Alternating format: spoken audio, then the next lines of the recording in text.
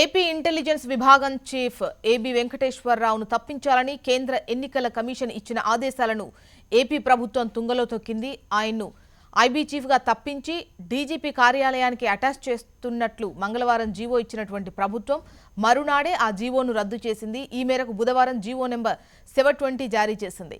రాష్ట్ర ప్రభుత్వ తీరుపై ఉన్నతాధికార వర్గాల్లో విస్మయం వ్యక్తమవుతోంది.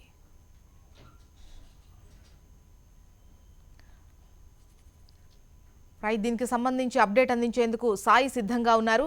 సాయి, ఓవరాల్గా ఈ వ్యవహారం అంతా చూస్తూ ఉంటే ఇటు ఎన్నికల కమిషన్కి అలాగే ఏపీ సీఎం చంద్రబాబు నాయుడుకి మధ్య ఒక యుద్ధంగా జరుగుతోంది. ఎందుకంటే ఇక్కడ క్లియర్గా మెన్షన్ చేయడం జరిగింది, ఎన్నికల కమిషన్ ఇచ్చే నియమావళి ఖచ్చితంగా ఎవరైనా పాటించాలి, ఏ పార్టీ అయినా పాటించాలి అనేది. కానీ ఇక్కడ ఏపీ సీఎం చంద్రబాబు నాయుడు మాత్రం ఏబీ వెంకటేశ్వరరావు విషయంలో మాత్రం చాలా సీరియస్గా వ్యవహరిస్తున్నారు. ఎందుకంటే ఏ విధంగా ఏబీ వెంకటేశ్వరరావుని తప్పిస్తారు విధుల నుండి అనేది చాలా ఆగ్రహం వ్యక్తం చేస్తున్నారు. ఈ నేపథ్యంలోనే ఆయన హైకోర్టుని ఆశ్రయించడం కూడా జరిగింది. ఏపీ ప్రభుత్వం లంచ్ మోషన్ పిటిషన్ వేశారన్న లంచ్ మోషన్ పిటిషన్ పైన వాదనల వల్ల హైకోర్టు విచారణ ఈ రోజుకి వాయిదా వేసింది. ఈ నేపథ్యంలో ఓవరాల్గా చూస్తూ ఉంటే ఇది ఒకటి చంద్రబాబు నాయుడుకి అలాగే ఎన్నికల కమిషన్ మధ్య ఒక యుద్ధంలా నడుస్తోంది. ఈ నేపథ్యంలో సిఎస్కి అలాగే డీజీపీకి కూడా ఈ వ్యవహారం అంతా కూడా కొత్త తలనొప్పులు తెప్పించే అవకాశం ఉన్నట్టుగా కూడా తెలుస్తోంది. ఎందుకంటే ఈసీ క్లియర్గా చెప్పింది ఏబీ వెంకటేశ్వరరావుతో పాటు కడప శ్రీకాకుళం ఎస్పీలను బదిలీ చేయాలని. ఈ నేపథ్యంలో ప్రస్తుతం డీజీపీ అయితే ఎస్పీ కడప ఎస్పీని అలాగే శ్రీకాకుళం ఎస్పీని బదిలీ చేశారు. అలాగే వారి ప్లేస్లో కొత్తగా మహంతిని అలాగే నవదీప్ సింగ్ని శ్రీకాకుళం ఎస్పీ నవదీప్ సింగ్ని కూడా విధుల్లోకి తీసుకుంది. కానీ డీజీపీ అడిషనల్ డీజీ ఇంటెలిజెన్స్ ఆయన ఏపీ వెంకటేశ్వరరావు మాత్రం ఇంకా పూర్తిగా నిరాకరిస్తుంది. ఆ బదిలీకి సంబంధించిన ఉత్తర్వులను కూడా రద్దు చేసింది. ఏ విధంగా వెళ్తారు, ఏ విధంగా బదిలీ చేస్తారు అనేది అయితే ప్రస్తుతం ఏపీ ప్రభుత్వం చేస్తున్న ఆరోపణ.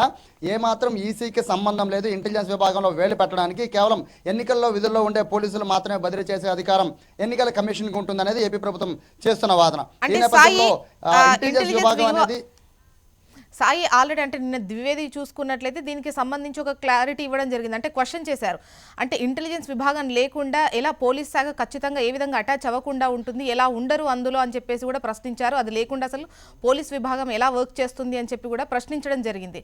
దీనికి సంబంధించి ఎటువంటి అభిప్రాయాలు వ్యక్తమవుతున్నాయి? ఎందుకు అంటే ఇంటెలిజెన్స్ విభాగానికి సంబంధం లేదు అని చెబుతున్నప్పుడు ఆల్రెడీ దీనికి సంబంధించి ఎన్నికల ప్రధాన అధికారే దీనిపైన వాదనలు కూడా వినిపిస్తాము, దీనిపై ఉన్నతాధికారులకు కూడా మేము అంటే సిఈసి కూడా దీనికి సంబంధించి వివరాలు ఇస్తాము అని చెప్పేసి చెప్పడం జరిగింది కదా. ఇక్కడ బేసిక్గా 2 పాయింట్లు మనం గమనించాలి. పాయింట్ 1, ఈసీ ఎలక్షన్ కమిషన్ ఇది జనరల్ ఎలక్షన్లో ఖచ్చితంగా డీజీపీని సైతం విధుల నుంచి తొలగించే హక్కు ఎన్నికల కమిషన్కి ఖచ్చితంగా ఉంటుంది. కానీ ఇక్కడ ఇంటెలిజెన్స్ అనేది పనిచేయదు అని చెప్తున్నారు. కానీ ఇంటెలిజెన్స్ కూడా పోలీసు విభాగమే, అది కూడా పోలీస్ శాఖలో అదొక విభాగం. ఈ నేపథ్యంలో ఖచ్చితంగా ఇంటెలిజెన్స్ పైన కూడా యాక్షన్ తీసుకునే అవకాశం కనబడుతుంది. అయితే ఇక్కడ పూర్తిగా ఇంటెలిజెన్స్ పక్క తప్పించమని అయితే ఈసీ ఎక్కడా చెప్పలేదు, బదిలీ చేయమని చెప్పింది. అంటే ఏబీ వెంకటేశ్వరరావు బదిలీ అయినా అతని స్థానంలో మరొక సీనియర్ ఐపీఎస్ అధికారిని ఆ ప్లేస్లో మళ్ళీ పెట్టే అవకాశం ఉంటుంది. కానీ ఇక్కడ ఏబీ వెంకటేశ్వరరావు పైన అనేక ఆరోపణలు వచ్చిన నేపథ్యంలో అతను బదిలీ జరిగిందని ఎన్నికల అధికారులు చెప్తున్నారు. అయితే మరొక పాయింట్ ఇక్కడ మనం గమనించాల్సింది, 2009 ఎన్నికల సమయంలో చంద్రబాబు నాయుడు ప్రతిపక్ష నేతగా ఉన్న సమయంలో కూడా అప్పటి డీజీపీ యాదవ్ పైన అనేక ఆరోపణలు చేశారు, ఈసీకి ఫిర్యాదు చేసిన నేపథ్యం ఉంది. ఆ నేపథ్యంలో యాదవ్ను తప్పించి